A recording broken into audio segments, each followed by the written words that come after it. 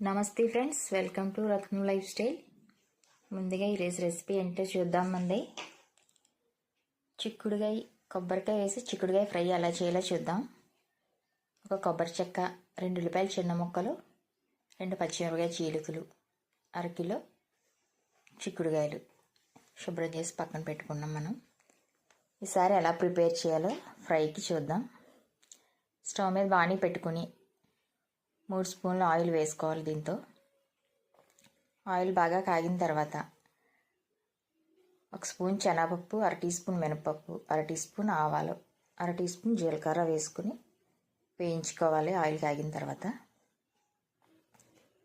పోపులు కొంచెం వేగిన తర్వాత అప్పుడు 4 ఎండుమిర్చి చిన్న ముక్కలు, 2 కరివేపాకు రెబ్బలు కూడా వేసుకుని వేయించుకోవాలి.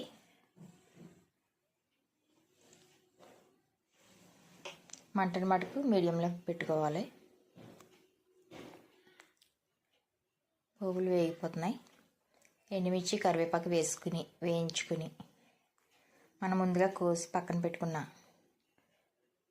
పచ్చిమిరపకాయలు, ఉల్లిపాయ ముక్కలను కూడా వేసుకోవాలి. 2 ఉల్లిపాయలు చిన్న ముక్కల కింద కట్ చేసుకున్నాం అన్నమాట. మనం 2 పచ్చిమిరపకాయలు చీలికలు. ఉల్లిపాయలు దోరగా వేగిన తర్వాత అప్పుడు మనం ముందుగా శుభ్రం చేసి పక్కన పెట్టుకున్న చిక్కుడుకాయ ముక్కలను కూడా దాంట్లో వేసేసుకోవాలి. దాంట్లో వేసుకుని కలుపుకోవాలి. ఉల్లిపాయలు వేగిపోయాయి. చిక్కుడుకాయలు దాంట్లో వేసుకుని ఒకసారి కలుపుకొని కొంచెం పసుపు కూడా వేసుకుని మూతను పెట్టుకోవాలి. ఒకసారి కలిపేసుకుని టేస్ట్ తగ్గ సాల్ట్, ఒక 1 టీ స్పూన్ పసుపు కూడా వేసుకుని కలుపుకొని మగ్గబెట్టాలి. మూత పెట్టుకుని మంటను మటుకు మీడియంలోనే పెట్టుకోవాలి, లేకపోతే కింద అడుగు పట్టేస్తుంది. మీడియంలో పెట్టుకుని వేయించుకోవాలి. సాల్ట్ కూడా వేసుకున్నాం. ఒకసారి కలిపేసుకుని మూత పెట్టుకుని మగ్గబెట్టాలి.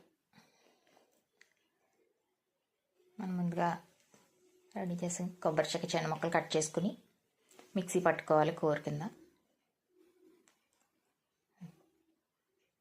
ఇలా మూతను పెట్టుకొని మధ్య మధ్యలో చూసుకుంటూ ఉండాలి. 2 నిమిషాలు, ఒక 5 నిమిషాలు చూసుకుంటూ ఉండాలి.